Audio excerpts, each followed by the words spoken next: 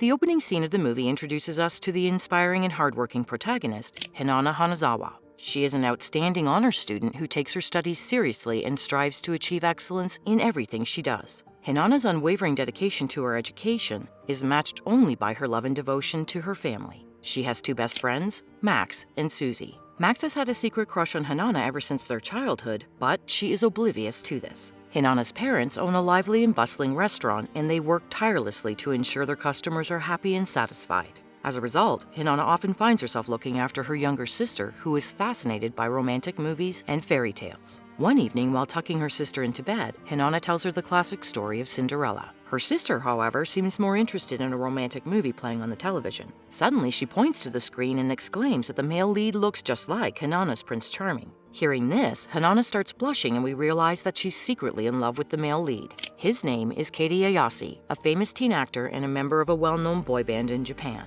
Ayase's good looks, charm, and talent have earned him a massive fan following, particularly among teenage girls who adore him. Hinata yearns for a fairy tale-like romance with Ayase, but she keeps her feelings a secret from her friends, including her best friends, Max and Susie. Despite her academic achievements, Hinata's fantasy world revolves around Ayase's movies, dramas, and music videos. She spends her free time daydreaming about him and imagining what it would be like to meet him in person. One day, her pleas are finally heard. Hinata gets a call from her friend Susie, informing her that the superstar Ayase is coming to film a movie at their high school. In fact, he is looking for some extras, and all the students are eligible to participate. Hearing all this, Hinata starts jumping with joy, and she gladly tells Susie to add her name to the list as well. The following day at school, Hinata and Susie, along with the other selected students, are lined up. They are asked to act as normal students working in a laboratory. While Susie shows off how excited she is to meet the pop star Ayase, Hinata contains herself, showing no signs of any excitement in front of her friend. As the girls arrive at the lab for the movie shoot, Hinata bumps into Ayase himself, causing her to become starstruck. The latter quickly apologizes and moves on with the shoot, but Hinata remains in a state of shock at the fact that she just touched her celebrity crush. Ayase notices her from afar and smiles at her, leaving Hinata even more perplexed. After the shoot, Susie asks Hinata if she saw Ayase up close. Hinata maintains her appearance of disinterest and says that she didn't bother to notice him. Susie then advises her to get an up-close look at him, as he is such a handsome and dashing boy.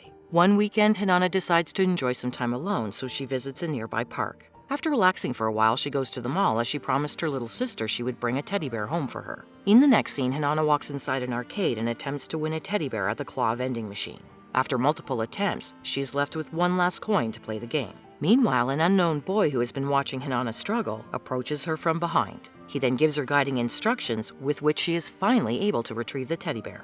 This delights Hinata, and when she turns around to thank the boy, she discovers that he is none other than her idol, Ayase himself. As expected, Hinata is shocked to the core, but Ayase is calm and looks different than his usual pop star self. Out of surprise, Hinata screams his name in public, grabbing the attention of nearby fans. In response, Ayase then grabs her hand and runs away from the mall. Once they arrive at a safe location, Ayase says that he doesn't want to be the center of attention. He simply wants to have a social life and make some good friends. Hinata doesn't know what to say, but instead abruptly leaves, realizing that she is late for a movie.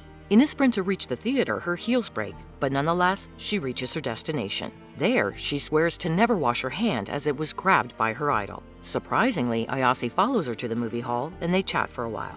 Hinata says she likes old romance movies, as they are very sweet and charming. This is why she loves the story of Cinderella so much. Ayase then takes off his shoes and offers them to her because her heels are broken. Hinata doesn't want to take them, but after a lot of insisting, she agrees. After she says thank you, Ayase bids her goodbye and leaves. The next day, he makes another surprise visit to Hinata's class. While every fangirl is screaming at his presence, Ayase's eyes are set only on Hinata. He then approaches her, bringing her a new pair of shoes. Everyone around her, including her best friend Max and Susie, are gobsmacked by this. Ayase then puts the new shoes on Hinata, saying that it is just like the fairy tale as she wanted it to be. Later, Hinata follows him outside the school building to return his shoes from the other day. She then thanks him once again. Before parting ways, though, Ayase writes his number on Hinata's hand and tells her to call him and at least reveal her name. That night, she looks at her hand and blushes to herself. She then calls the number written on it, hoping to finally tell Ayase her name. Sadly, the number is unavailable at the moment. Meanwhile, Ayase is hanging out with his ex-girlfriend Daisy, who is also a famous actress. They don't have any hard feelings between them and are enjoying some time together as they are going to be co-starring in an upcoming movie. The following day, Hinata angrily washes away Ayasi's phone number written on her wrist. She believes that he is just playing with her feelings. Elsewhere, Ayase is waiting in his van for a scene to shoot. His manager gives him a little advice, saying that Ayase should always think wisely before doing anything in public. As an actor, it's very important how the public views him, and any negative publicity could jeopardize his career. However, Ayase isn't listening to his manager as he spots Hanana on the streets. He then quickly gets off his van and approaches her. Ayase is concerned that she didn't call him the other day, but Hanana shows him the call logs on her phone, explaining that she tried to contact him multiple times. Ayase then realizes he must have given her his old phone number, so he proceeds to save his new number on her phone. But our girl is already heartbroken, so she snatches her phone away and warns him not to play with her feelings. She confesses to liking him before, but now she isn't interested in him. As Hanana walks away, Ayase asserts that it's good to have expectations before grabbing her face and kissing her.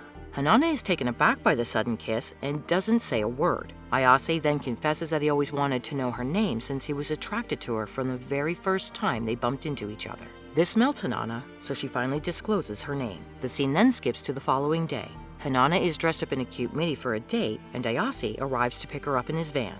Hanana is curious where they are going, but her idol asks her to wait and see. Next up, Hanana is amazed as Ayase takes her to his lavish apartment. She has never been in such a large home, and he has never brought a girl into his home. The two chat for a while and relax together watching a romantic movie. Ayase then falls asleep on Hanana's shoulder. After a while, his manager shows up, equally surprised and confused upon seeing Hanana. When asked about the girl, Ayase claims that she is his girlfriend, once again startling the manager, as well as Hanana herself. After she leaves the premises, the manager continues to lecture Ayase on maintaining his public persona and disapproves of his new relationship with Hanana. He is worried that Ayase's fans would be devastated if he were dating, and that the public might react negatively, especially since Hanana is just a schoolgirl from a much lower social status. Regardless, our pop star is indifferent as he claims that he likes her very much. The next day at school, Hanana gets a text message from Ayase informing her that he won't be able to chat with her much for a couple of days since he will be busy shooting a new film. This makes her sad as she desperately longs to be with him.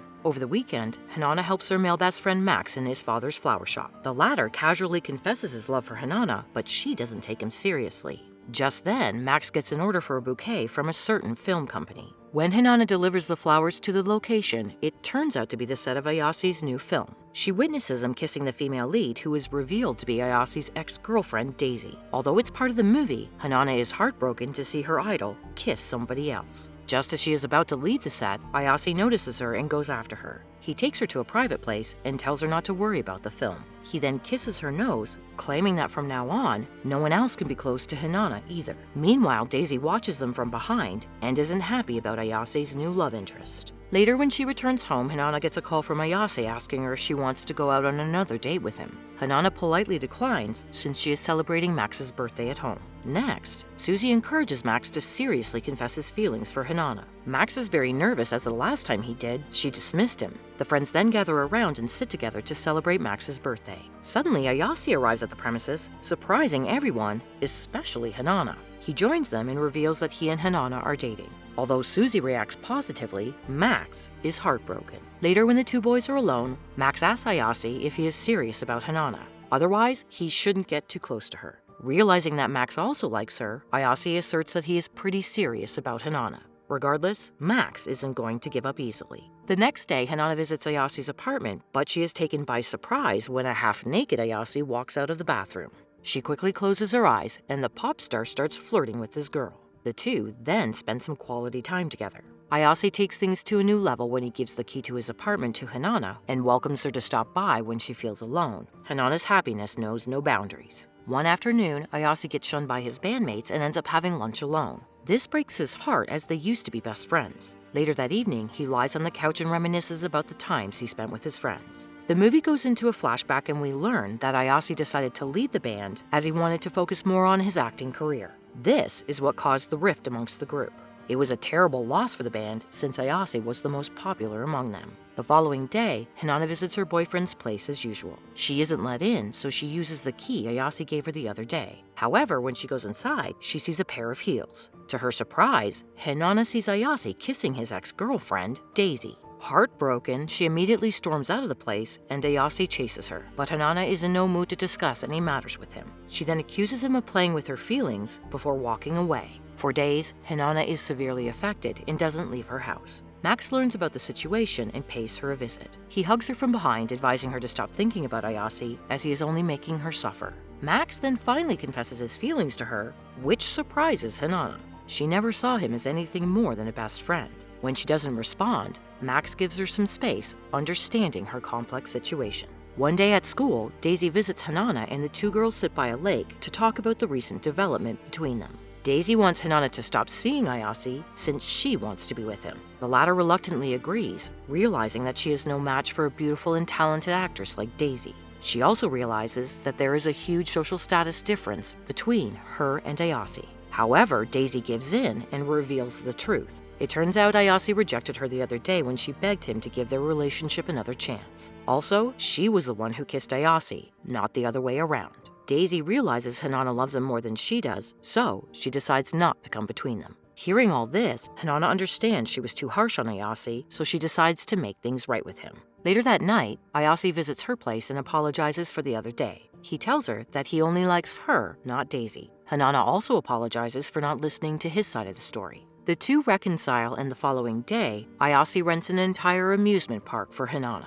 They play all the games and spend quality time together. As time passes by, their love only grows deeper and they explore new places, go to movies, and spend weekends at home together. However, a problem soon arises when the news media releases negative press about Ayase. Hanana watches the news at home, where a reporter reveals that Ayase has been dating a schoolgirl, which is against the law. Although her face is obscured, Ayase is in big trouble, and this could jeopardize his career. Elsewhere, just as he is heading to meet Hanana with a birthday gift, Ayase is informed about the news by his manager. Our female protagonist starts fretting and calls Ayase, but he is surrounded by media asking him if the rumors are true. Afraid of the consequences, Ayase doesn't say anything at the moment. The following day, his manager pays a visit to Hanana, begging her to stay away from Ayase. The false information about Ayase exploiting a schoolgirl could destroy his career. Later that night, Hanana thinks about what the manager said and finally makes a decision. She meets with Ayase and decides to break up with him. Hanana believes that she is the reason why all of this is happening to Ayase, so she wants to end their little fairy tale and reflect on the reality.